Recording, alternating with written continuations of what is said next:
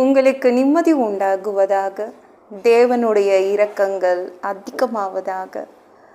தேவன் என்ன சொல்கிறாங்கன்னா, நீதிமான்களோ சிங்கத்தை போல தைரியமாய் இருக்கிறார்கள். தேவன் இன்னைக்கு உங்களுக்கு அதிகமான தைரியத்தை கொடுக்க போகிறாரு. எல்லா தைரியமும் போச்சு, என் மனசில் ஒரு தைரியமே இல்லை, பயம் அதிகமாக ஆயிடுச்சுன்றீங்களே, தேவன் தைரியத்தை அள்ளி கொடுக்க போகிறாரு. எதாவது கொடுத்தா நீங்கள் தைரியமாகிடுவீங்க. யாரையாவது காண்பிச்சா தைரியமாகிடுவீங்க, அப்படி தானே? எதையாவது பார்த்தா ஒரு தைரியம் வரும். அது மாதிரி தேவன் உங்களை தைரியப்படுத்துகிற போகிறாரு. இன்னைக்கு பயங்கரமான ஒரு தைரியம் வரும். ஓகேங்களா? தேவன் உங்களை தைரியப்படுத்தி உங்களுக்கு தேவையானதை உங்களுக்கு கொடுக்க போகிறாரு. நீங்கள் எப்போவுமே பாருங்களேன், சிங்கம் பயப்படவே பயப்படாது. காட்டில் ஒளிஞ்சிலாம் வாழாது. மற்ற மிருகங்கள்லாம், மற்ற அனிமல்ஸ்லாம் ஒளிஞ்சு வாழும். ஆனால் இந்த சிங்கம் ஒளிஞ்சு வாழாது, தைரியமாக நடக்கும். அது மாதிரி தான், நீங்கள் பயப்படவே மாட்டீங்க. தேவன் அப்படி ஒரு தைரியத்தை இன்றைக்கி கொடுக்க போகிறாரு. ஏன்னா நம்மலாம் யூதா ராஜசிங்கம், யூதா கோத்திரத்து ராஜசிங்கம். அவரை மாதிரி அந்த யூதா கோத்திரத்து ராஜசிங்கம் மாதிரி நம்ம இயேசு மாதிரி. அதனால் தைரியமாக தான் இருப்போம்.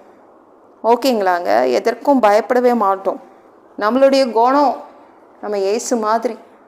அதனால் பயப்பட மாட்டோம், கோழை மாதிரி நிற்க மாட்டோம். ஓகேங்களா? தேவன் இன்னைக்கு மன தைரியத்தை அதிகப்படுத்தி கொடுக்குறாரு. ஏதோ பயங்கர பயமாக இருக்குன்றீங்கள, இல்லை, நீங்கள் தோற்று போயிடுவீங்க. நடக்கிறத பார்த்தா நான் தோற்று போயிடுவேன், சூழ்நிலைகளை பார்த்தா நான் தோற்று போயிடுவேன், அதுதான் உங்களை பயமுறுத்துது. ஆனால் தேவன் சொல்கிறாங்க, தைரியமாக இருங்க, கலங்காதீங்க, உங்களுக்கு கண்டிப்பாக ஜெயம் கிடைக்கும். ஏதோ ஒன்றை காட்டி உங்களை தைரியப்படுத்துவார், ஏதோ ஒன்று கொடுத்து உங்களுக்கு தைரியம் படுத்துவார். ஓகேங்களா? பயப்படாதீங்க, உங்களுக்கு தான் வெற்றி. ஓகேங்களாங்க? உங்களுடைய பயம் அப்படியே விலகும். பயமே இல்லாமல் நீங்கள் இன்றைக்கி நடக்க போகிறீங்க. ஓகேங்களா?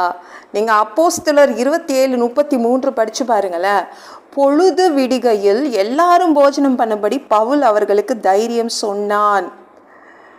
பவுல் போன கப்பலில் மொத்தம் 276 பேர் பயணம் செய்தாங்க. 276 பேர் இருந்தாங்க.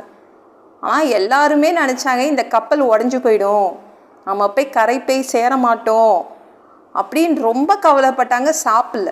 நான் பவுல் எழுந்து நின்று அவங்க முன்னாடி சொன்னாங்க, எனக்கு தேவதூதன் நைட்டில் என்கிட்ட சொல்லிட்டான், நம்ம கரை சேருவோம், நான் தேவதூதனை பார்த்துட்டேன், அவன் என்கிட்ட சொன்னான், நம்ம கரை சேர்ந்துடுவோம், நம்மளுக்கு எந்த சேதமும் வராது, உயிர் சேதம் வராது, தைரியமாக நீங்கள் சாப்பிடுங்க சொல்லிட்டு அவன் ஒரு ப்ரெட்டை எடுத்து அவனே அப்பத்தை பிட்டு இயேசுவுக்கு நன்றி சொல்லிட்டு சாப்பிட ஆரம்பித்தான்.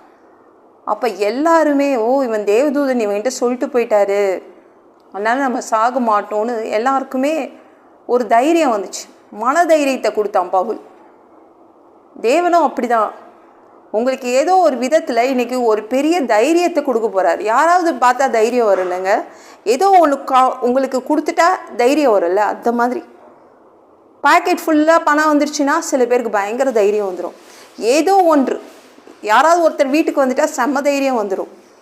அது மாதிரி தேவன் ஏதோ ஒன்று உங்களுக்கு கொடுக்க போகிறாரு, ஏதோ ஒன்று செய்ய போகிறாரு. ஒரு பெரிய தைரியம் உங்களுக்கு வரப்போகிறது. அதனால் எக்கச்சக்க தைரியம் வரப்போகுது. ஓகேங்களாங்க? நீங்கள் ஏசு கூட பாருங்களேன், கெத்செமனே தோட்டத்தில் போய் அவர் என்ன பண்ணுறாரு, பயங்கரமாக அவர் கவலைப்படுறாரு. வியர்வை கூட அவருக்கு ரத்தமாக அவருக்கு அந்த ட்ராப்ஸ் விழுது. அப்போ ஒரு பெரிய பலமுள்ள தேவதூதன் அவரை தைரியப்படுத்துகிறான். உடனே அதனால் அவருக்கு பயங்கர தைரியம் வந்துடுது. நம்மளாம் மனிதர்கள் தானேங்க, நம்மளை தைரியப்படுத்த ஆட்கள் தேவை. அதனால் தேவன் உங்களை தைரியப்படுத்துவார் இன்னைக்கு. ஓகேங்களா?